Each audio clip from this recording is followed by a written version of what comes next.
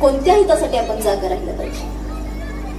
आपण त्या हितासाठी राहतो जागे ज्याच्यासाठी आपण जागे राहतो, कष्ट करतो, मेहनत करतो, ते म्हणजे लौकिक यश आणि भौतिक यश. हे प्राप्त करणं याच्यात खरं हित नसून मायबाप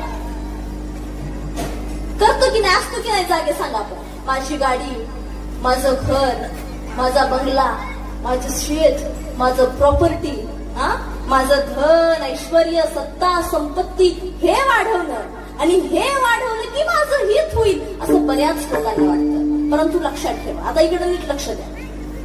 हे जे भौतिक आणि लौकिक हित आहे या हितामध्ये आनंद आहे, परंतु माझे तुकोबराय आहे या हिताबद्दल बोलत नाहीत, ते आध्यात्मिक हिताबद्दल बोलतात. या भौतिक हितामध्ये आनंद आहे, परंतु आध्यात्मिक हितामध्ये परमानंद आहे.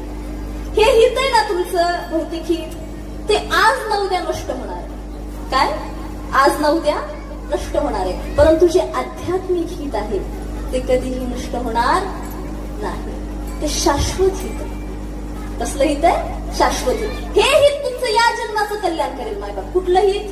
ते भौतिक हित जे आहे, लौकिक हित, जे तुमची गाडी बंगला, जे तुम्ही ऐश्वर्यात राहतात ना, ते हित तुमचं या जन्माचं कल्याण करेल, परंतु आध्यात्मिक हित हे तुमचं जन्मोजन्मीचं कल्याण केल्याशिवाय राहणार नाही. म्हणून जगद्गुरु संत तुकाराम या हितासाठी जागे राहायला सांगतात. विठ्ठल विठ्ठल.